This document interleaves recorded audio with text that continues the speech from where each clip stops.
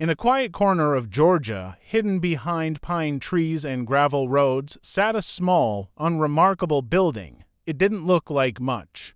No grand gates, no polished tombstones, just a plain structure. With a terrible secret for over 2 decades. Grieving families from 3 states sent their loved ones here, trusting they'd be cremated with dignity. They received ashes in urns, they mourned, they healed. But in 2002, the truth came out: their loved ones weren't cremated at all. They were dumped, piled, left to rot in sheds and forests. This is the horrifying story of the Tri-State Crematory. And to this day, no one knows why it happened. The Tri-State Crematory began as a small, family-run operation in the 1970s. Tommy Marsh, the founder, was known as a respectable, devout man.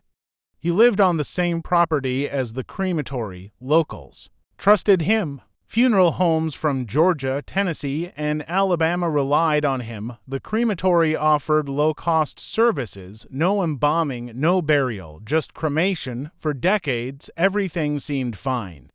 Hundreds of funeral homes sent bodies his way. Ashes were returned in sealed urns. No one questioned it. Why would they? Once a body is cremated, there's no way to verify it. The trust is absolute, and that trust is what made this horror story possible. In the late 1990s, Tommy Marsh's health began to fail. That's when his son, Ray Brent Marsh, stepped in. Ray was college-educated, soft-spoken. He sang in his church choir. No one had any reason to doubt him. He kept the business going. The bodies came in, the urns went out, but behind closed doors. Something was deeply wrong. Ray stopped cremating the bodies, and instead he hid them. In 2000, a propane delivery man noticed something strange. He drove onto the crematory property to refill the tanks, and saw what looked like human remains, a body under a tarp. Another, lying beside a shed. He reported it. The Walker County Sheriff's Office investigated briefly, but they brushed it off as non-criminal. A regulatory issue, they said. They didn't search the buildings. They didn't ask where the ashes came from. They let it go. It would be one of the costliest failures in the entire case, because just 2 years later, the truth exploded. In early 2002, the Environmental Protection Agency received an anonymous tip. The caller claimed that dozens of bodies were scattered across the woods behind Tri-State Crematory.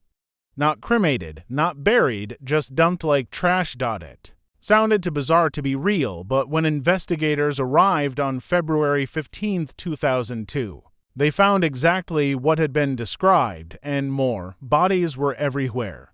In the woods, in rusted sheds, inside broken-down hearses. Stacked in vaults like warehouse stock. Some were decomposing.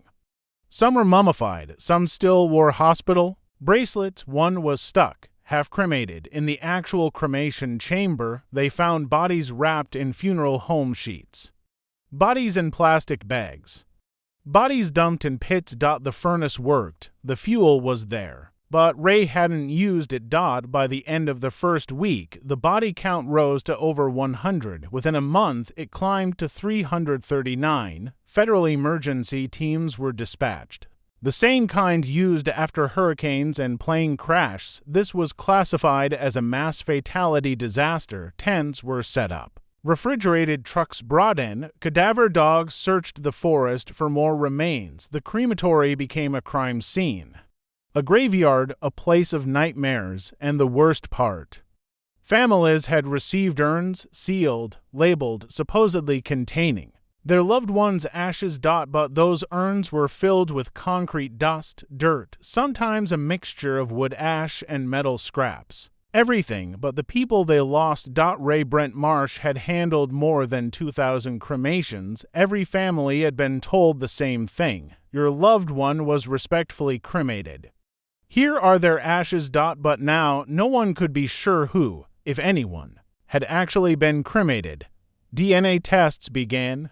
Some families were able to identify remains. Most never got closure. One man had buried what he thought were his wife's ashes in 1998. In 2002, police called him. Her body had just been discovered in a storage vault, fully intact. He had no idea whose ashes he buried. To this day, Ray Brent Marsh has never explained why he stopped cremating bodies. He had the equipment, he had the time, he had the money.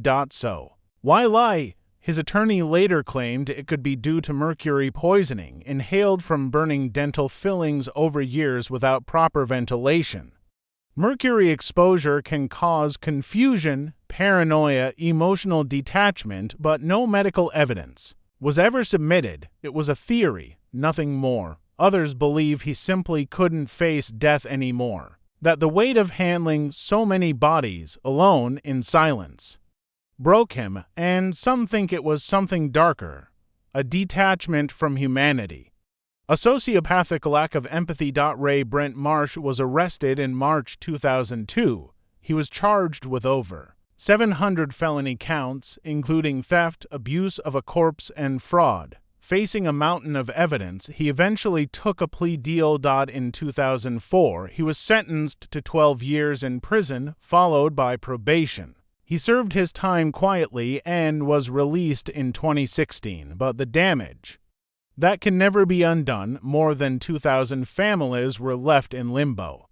Hundreds of lawsuits were filed, a class action awarded over $80 million in damages, but for the families, no amount of money could fix the betrayal because they hadn't just lost their loved ones. They'd lost the truth. How did this happen? How did it go unnoticed for so long? Simple. There was no regulation. At the time, Georgia didn't inspect private crematories. There were no tracking requirements, no audits, no oversight. Funeral homes trusted Ray. Ray told them the job was done, and that was that. This scandal changed everything. Laws were rewritten. Crematories across the U.S. now require stricter inspections. Every body must be tracked, logged, verified, but even with these reforms, one haunting truth remains. This could happen again because trust, once broken, doesn't just come back. They sent their mothers, their fathers, their sons and daughters. They trusted one man to do the right thing, and instead, he gave them lies and sealed Urns. The Tri-State Crematory story isn't just about crime. It's about trust, grief, and the hidden cracks in our most sacred systems, even in death.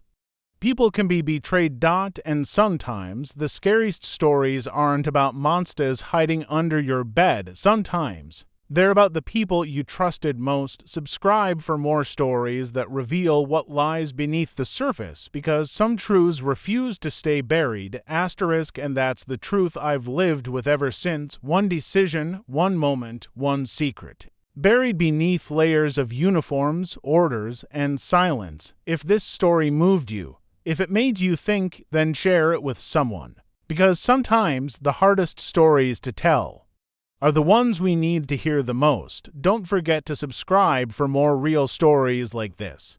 And hit the like button if you believe some rules are meant to be broken, especially when it's for the right reason. Thank you for watching.